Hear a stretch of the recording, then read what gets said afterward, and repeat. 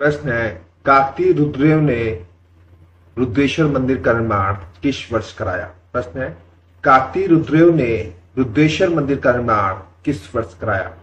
Option है 1163 में, 1206 में, 1526 में और 1025 में। तो बताइए दोस्तों, काकतीय रुद्रदेव ने रुद्रेश्वर मंदिर का निर्माण कब कराया? तो इनमें से काकतीय रुद्रदेव ने रुद्रेश्वर मंदिर का निर्माण 1163 ईस्वी में कराया था। कब कराया था? 1163 में। अगला प्रश्न है, किस भारतीय शासक को भारतीय नेपोलियन के नाम से जाना जाता है? प्रश्न है, किस भारतीय शासक को भारतीय नेपोलियन के नाम से जाना जाता है? ऑप्शन है चंद्रगुप्त मौर्य, समुद्रगुप्त, चंद्रगुप्त प्रथम और अज्ञातशत्रु। तो बताइए दोस्तों, भारतीय नेपोलियन के नाम से किसे जाना जाता है? तो इनमें से समुद्रगुप्त को भारतीय नेपोलियन के नाम से जाना जाता है। किसे जाना जाता है? समुद्रगुप्त को। अगला प्रश्न है, गांधार कला किस काल में विकसित हुई? प्रश्न है, गांधार कला किस काल में विकसित हुई? ऑप्शन है गुप्त काल, मौर्य काल, सातवाहन काल और कुषाण काल। तो बताइए आप लोग, गांधार कला किस काल में विकसित हुई?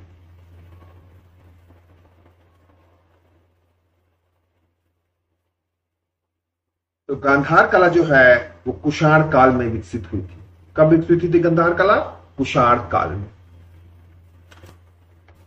ईस्वी से प्रारंभ होने वाले शक संवत का संस्थापक कौन था? प्रश्न है, ईस्वी से प्रारंभ होने वाले शक संवत का संस्थापक कौन था? ऑप्शन है कनिष्क, हर्ष, अशोक और विक्रमादित्य। तो बताइए दोस्तों, शक संवत का संस्थापक किस शासक को माना गया है? कनिष्क को माना गया है, हर्ष को माना गया है, अशोक को माना गया है या विक्रमादित्य को माना गया है?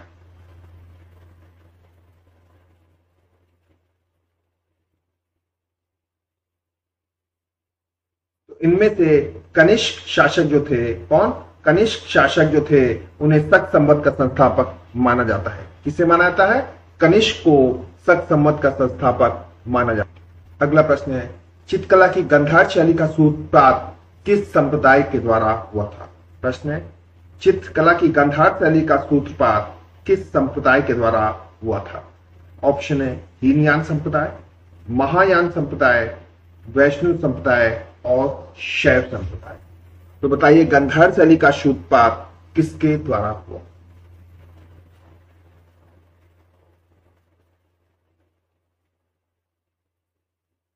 इनमें से गांधार शैली का जो सूत्रपात हुआ था वो महायान संप्रदाय के द्वारा हुआ था। किसके द्वारा? महायान संप्रदाय के द्वारा। अगला है, गौतम बुद्ध का अगला अवतार किसे माना जाता है? प्रश्न है, गौतम बुद्ध का अगला अवतार किसे माना जाता है? ऑप्शन है प्रबुद्ध को, अत्रेय को, मैत्रेय को और कल्कि को। तो बताइए, गौतम बुद्ध का अगला अवतार किसे मानते हैं? प्रबुद्ध को मानते हैं, अत्रेय को मानते हैं, मैत्रेय को मानते हैं या कल्कि को मानते हैं? तो गौतम बुद्ध का अगला अवतार मैत्रेय को माना जाता है। किसे मानते हैं गौतम बुद्ध का अगला अवतार? तो मैत्रेय को। अगला प्रश्न है, सिंधु घाटी की खुदाई में मिले किस अवशेष से तत्कालीन व्यापारिक और आर्थिक विकास की जानकारी मिलती है? प्रश्न है, सिंधु घाटी की खुदाई में मिले किस अवशेष से तत्कालीन व्यापारिक और आर्थिक विकास की जानकारी मिलती है? ऑप्शन है मिट्टी के बर्तन से, मुद्राएं से, नावे से और मकान से। तो इनमें से जो मुद्रा है उससे सिंधु घाटी सभ्यता की खुदाई के अवशेष के तत्कालीन व्यापारिक और आर्थिक विकास की जानकारी मिलती है। किससे? मुद्राओं से। अगला प्रश्न है, भारत के शासन के प्रतीक सप्तमेव जयते निम्नलिखित में से किस ग्रंथ से है? प्रश्न है, भारत के शासन के प्रतीक सप्तमेव जयते निम्नलिखित में से किस ग्रंथ से है? उपनिषद से, रामायण से, सामवेद से और ऋग्वेद से।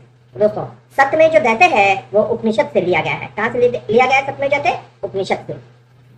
अगला प्रश्न है, भारत में खोजा गया सबसे पहला पुराना शहर कौन सा था? प्रश्न है, भारत में खोजा गया सबसे पहला पुराना शहर कौन सा था? हड़प्पा, पंजाब, मोहनजोदाड़ो और सिंध। इनमें से हड़प्पा जो है वो भारत में खोजा गया सबसे पहला और पुराना शहर है। कौन सा? हड़प्पा। अगला प्रश्न है, 6ठी शताब्दी ईसा पूर्व में मगध में किस धातु की खान उपलब्ध थी? प्रश्न है, 6ठी शताब्दी ईसा पूर्व में मगध में किस धातु की खान उपलब्ध थी? ऑप्शन है तांबा, टिन, शीशा और लोहा।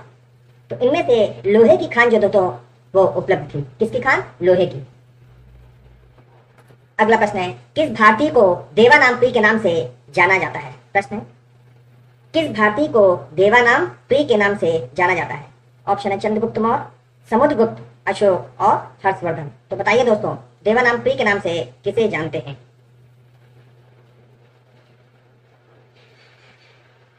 तो इनमें से अशोक को देवानामप्री के नाम से जाना जाता है। किसे जाना जाता है? अशोक को। अगला प्रश्न है, कैलाश का प्रसिद्ध शिलाकृत मंदिर किस स्थान में है? प्रश्न है, कैलाश का प्रसिद्ध शिलाकृत मंदिर किस स्थान में है? ऑप्शन है अजंता में, बादामी में, महाबलीपुरम में और एलोरा में। तो दोस्तों, जो कैलाश का प्रसिद्ध मंदिर है वो एलोरा में स्थित है। कहाँ स्थित है? एलोरा में।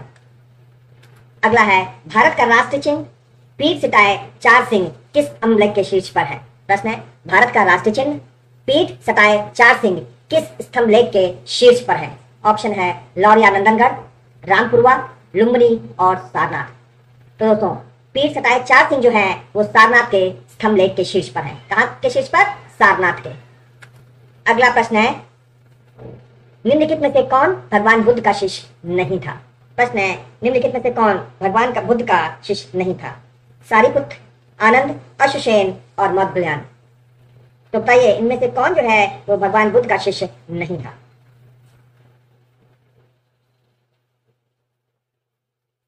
इनमें से अश्वसेन जो है वो भगवान बुद्ध के शिष्य नहीं है। कौन नहीं है भगवान बुद्ध के शिष्य?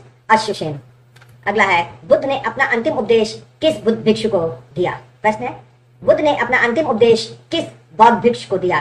सारिपुत्र, आनंद, भद्रक और मौदगल्याण। तो बुद्ध ने अपना अंतिम उपदेश जो है वो भद्रक को दिया था। किसे दिया था? भद्रक को।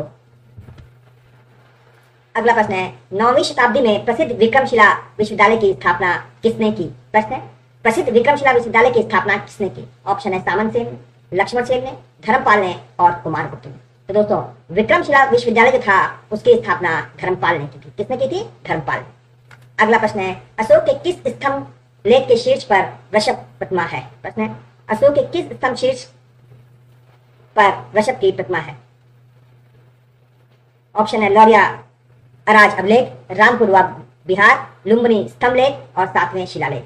तो इनमें से जो है दोस्तों, रामपुरवा जो स्तंभ लेख था उसके शीर्ष पर वृषभ की प्रतिमा है।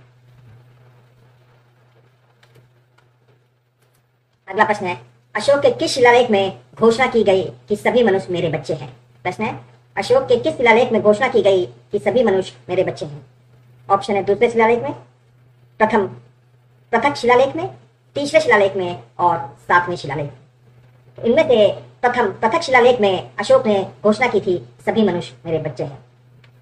अगला प्रश्न है, स्तूप क्यों बनाए गए थे? प्रश्न है, स्तूप क्यों बनाए गए थे? ऑप्शन है पवित्र स्मृति चिन्ह रखने के लिए, धार्मिक सभा करने के लिए, बुद्ध की पूजा करने के लिए, बौद्ध ग्रंथों को रखने के लिए। तो बताइए, स्तूप क्यों बनाए गए थे?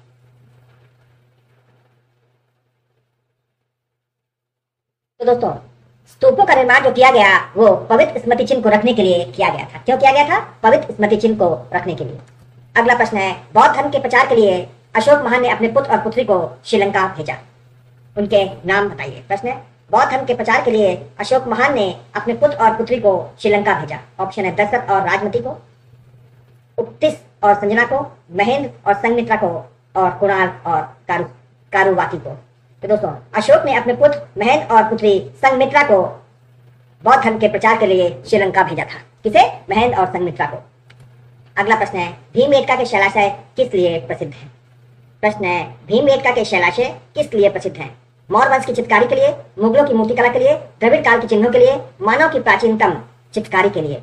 तो दोस्तों, जो भीमबेटका है आप उसे ये भी कह सकते हैं कि प्रागैतिहासिक कालों के लिए या प्रागैतिहासिक चित्रों के लिए प्रसिद्ध है, लेकिन यहाँ पर बताना है भीमबेटका के शैलाशय किस लिए प्रसिद्ध है। तो भीमबेटका का जो शैलाशय है वो मानव की प्राचीनतम चित्रकारी के लिए प्रसिद्ध है। किस लिए? मानव की प्राचीनतम चित्रकारी के लिए भीमबेटका प्रसिद्ध है।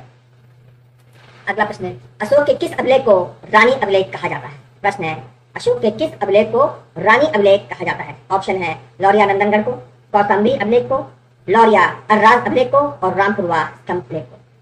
तो दोस्तों, इनमें से रानी का अभिलेख जो है वो कौशाम्बी के अभिलेख को कहा जाता है। किसे कहा जाता है? कौशाम्बी के अभिलेख को रानी का अभिलेख कहा जाता है। अगला है, कौन सा प्रागैतिहासिक काल का सही कालक्रम है? प्रश्न है प्रागैतिहासिक काल का सही कालक्रम क्या है? ऑप्शन है पुरापाषाण, मध्यपाषाण, नवपाषाण, धातु युग, मध्यपाषाण, पुरापाषाण, नवपाषाण, मध्यपाषाण, पुरापाषाण और मध्यपाषाण, नवपाषाण और पुरापाषाण। तो दोस्तों इसमें प्रागैतिहासिक काल का सही क्रम है पुरापाषाण युग, मध्यपाषाण युग और नवपाषाण युग। अगला है बौद्ध धर्म निम्न में से किस मत पर विश्वास नहीं करता था? प्रश्न है बौद्ध धर्म निम्न में से किस पर विश्वास नहीं करता था? ऑप्शन है संसार में दुख ही दुख है, दुख का कारण है, दुख का निवारण संभव है और ईश्वर और आत्मा का अस्तित्व है। तो दोस्तों इनमें से बौद्ध धर्म जो है ईश्वर और आत्मा का अस्तित्व पे विश्वास नहीं करता था। किस पे? ईश्वर और आत्मा के अस्तित्व। अगला प्रश्न है भुक्ति, योग, विषय, विधि और मंडल क्या थे? प्रश्न है भुक्ति, भोग, विषय, विधि और मंडल क्या थे? ऑप्शन है गुप्त काल के प्रशासनिक विभाग, मौर्य काल के महान संत, अश्वमेध यज्ञ के अनुष्ठान और चंद्रगुप्त के मंत्री। तो दोस्तों इनमें से भुक्ति, भोग, विषय और विधि जो है वो गुप्त काल के प्रशासनिक विभाग थे। क्या थे? गुप्त काल के प्रशासनिक विभाग। अगला प्रश्न है निम्नलिखित विकल्पों में से कौन सा कथन सही नहीं है? बौद्ध धर्म ग्रंथ पाली भाषा में लिखे गए, गौतम बुद्ध का जन्म लुम्बिनी में हुआ था, उपगुप्त ने अशोक को बौद्ध धर्म अपनाने के लिए प्रेरित किया और चरक गौतम बुद्ध के निजी चिकित्सक थे। तो दोस्तों इसमें सबसे आखिरी ऑप्शन जो है चरक गौतम बुद्ध के निजी शिक्षक थे, ये ऑप्शन सही नहीं।